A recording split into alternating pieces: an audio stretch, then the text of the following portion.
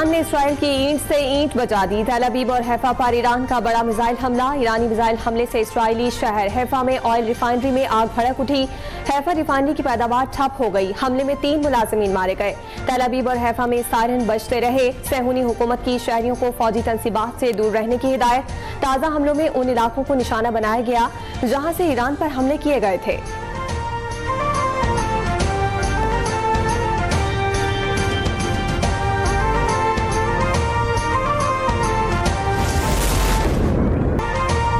Iran के दारुल हुकूमत Tehran के गिरदोनवाह में मुतादिद धमाकों की आवाजें। इसराइल ने तेहरान के शहरियों के लिए वार्निंग जारी कर दी। ईरानी दारुल हुकूमत पर हमला करने का ऐलान।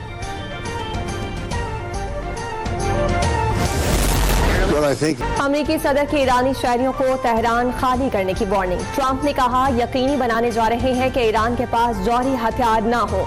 इंसानी जानों का ज़िया शर्म की बात है। ईरान से बार बार कहा न्यूक्लियर डील पर दस्तखत कर दें, उन्हें ऐसा करना चाहिए था।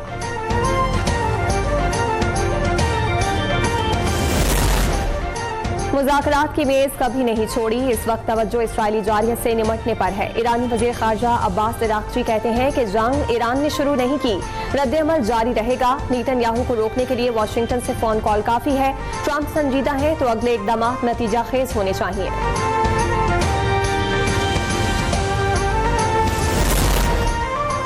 तेहरान पूरी ताकत से तवील जंग लड़ने को तैयार। मुशीर सरबराह पासदाराने इनकलाब ब्रिगेडियर जनरल अहमद वाहिदी ने खबरदार कर दिया, ईरान ने अभी मिसाइल ताकत को स्ट्रेटेजिक लिहाज से तैनात ही नहीं किया। जदीद तरीन हथियार मुनासिब मौके पर इस्तेमाल किए जाएंगे। दुनिया चंद रोज में मुशाहिदा करेगी।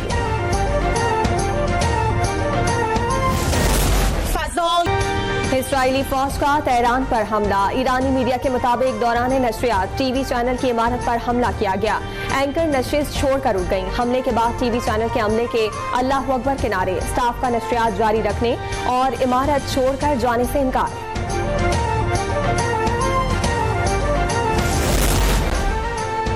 G7 ममालिक ने इसराइल की हिमायत कर दी। ईरान को अदम इस्तेहकाम का सबब करार दे दिया। G7 ममालिक के इजलास के बाद अहम बयान सामने आ गया। गैर मुल्की मीडिया के मुताबिक G7 ममालिक के बयान पर मशरिक़ वुस्ता में कशीदगी में कमी के लिए इक़दाम पर जोर। कहा कि इसराइल को दिफा का हक हासिल है।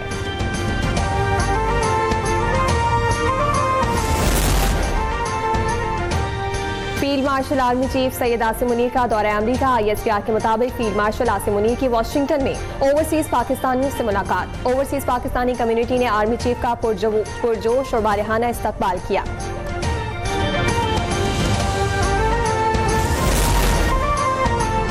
इसराइल समेत किसी ने मैली आंख से देखा तो पाक फौज मुंह तोड़ जवाब देने की सलाहियत रखती है। गवर्नर पंजाब कहते हैं कि इराक में फंसे ज़ायरीन की वापसी का सिलसिला जारी है।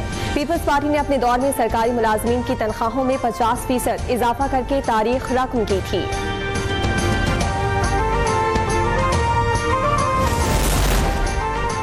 ईरान से पाकिस्तानियों की बाहिफाजत वापसी के लिए गवर्नर सिंध का ईरानी सफीर से टेलीफोनिक राब्ता। ज़ायरीन की बाहिफाजत वतन वापसी पर तबादला ख्याल हुआ। ईरानी सफीर का इसराइली जारहियत पर पाकिस्तान के लिए ज़रूरतमंदाना मौक़िफ़ और ताउन पर इज़हार तशक्कुर। ईरान की जानिब से पाकिस्तानी ज़ायरीन को मुकम्मल ताउन की यकीन दहानी।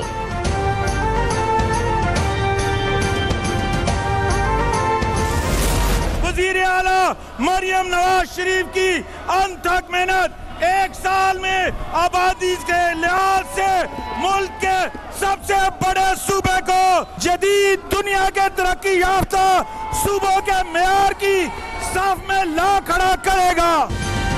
टैक्स फ्री और अवाम दोस्त बजट पेश करने पर वजीर आला पंजाब मरियम नवाज को खिराजे तहसीन पेश करने की करारदाद पंजाब असम्बली में जमा। हिना परवेज भट्ट ने करारदाद जमा करवाई, जिसमें कहा गया कि मरियम नवाज ने सेहत, तालीम, ज़राअत और डेवलपमेंट के बजट में तारीखी इजाफा किया। नौजवान तबका वजीर आला पंजाब मरियम नवाज की तरजीहात में सर फहरिस्त है। महकमा दाखिला पंजाब के तहत मिसाली तरक्याती मनसूबों के लिए अरबों रुपए के फंड मुख्तस। लाहौर पेरिशन कॉम्प्लेक्स में कैदियों की गुंजाइश 10,000 तक बढ़ाने के लिए 6 अरब रुपए मुख्तस। 5 अजला में नए चाइल्ड प्रोटेक्शन यूनिट्स भी कायम होंगे। DG खान और राजनपुर में बॉर्डर मिलिट्री पुलिस के 11 नए थानों की तामीर होगी।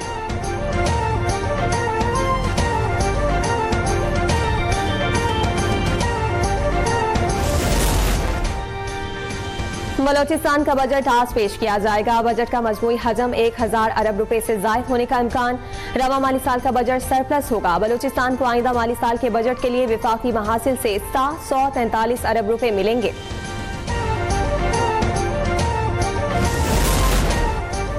पाकिस्तान स्टॉक एक्सचेंज में कारोबारी हफ्ते के दूसरे रोज मुस्बत रुझान। ट्रेडिंग के दौरान 200 से जायद पॉइंट्स का इजाफा रिकॉर्ड किया गया। इंडेक्स 1,22,433 पर पहुंच गया।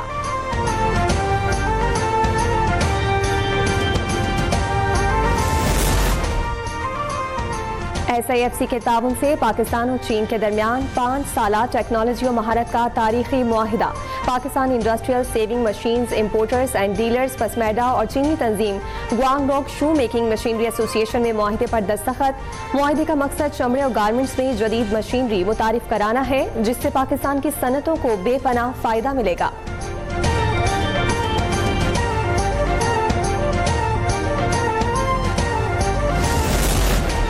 सिख तंजीमों का G7 इजलास से कबल मोदी के खिलाफ शदीद एहतजाज। मोदी की खाम ख्याली थी कि वो G7 इजलास के दौरान दुनिया और सिखों की नजरों से बच निकलेंगे। मोदी के कनाडा पहुंचने पर सिख फॉर जस्टिस और खालिस्तान तहरीक के हजारों सिखों ने शदीद एहतजाज किया। सिख कम्युनिटी कनाडा में कत्ल किए गए हरदीप सिंह के हक में नारेबाजी करती रही।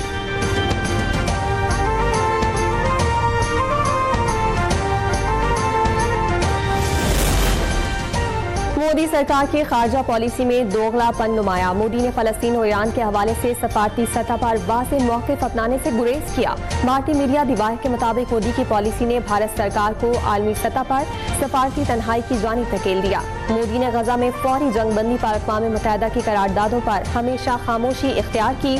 जानहाना अज़ाइम के लिए इसराइल की हिमायत को तरजीह दी।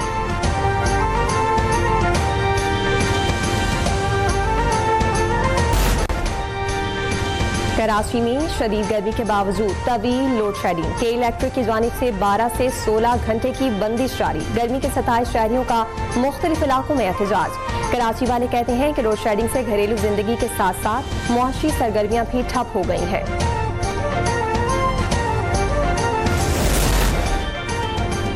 हजरत अब्दुल्ला शाह गाजी के उर्स पर बल्दिया उस्मा कराची का 19 जून को तातील का ऐलान। बल्दिया उस्मा कराची के तमाम दफातर जुमेरात को बंद रहेंगे। International hockey federation Nations cup में पाकिस्तान की जापान को 2 के मुकाबले में 3 गोल से शिकस्त। ग्रीन शर्ट्स की तरफ से गजनफर अली ने पहला गोल करके बढ़तरी दिलाई। राना वहीद अशरफ ने दूसरा गोल किया। सुफियान खान के पेनल्टी कॉर्नर पर गोल ने पाकिस्तान को फतह दिलवा दी। ICC वुमेन्स वर्ल्ड कप 30 सितंबर से शुरू होगा। 32 रोजा वुमेन्स वर्ल्ड कप में 8 टीमें 31 मैचेस में मार्का आरा होंगी। मैच भारत के 3 और श्रीलंका के 1 स्टेडियम में खेले जाएंगे। इफ्तिताही मैच मेजबान मुल्कों भारत और श्रीलंका में होगा। पाकिस्तान और भारत का टकराव कोलंबो में 5 अक्टूबर को होगा।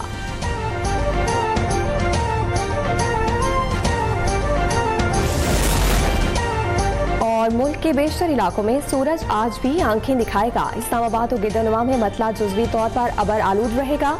गिलगित बल्तिस्तान और कश्मीर में चंद मकामात पर बारिश का इम्कान।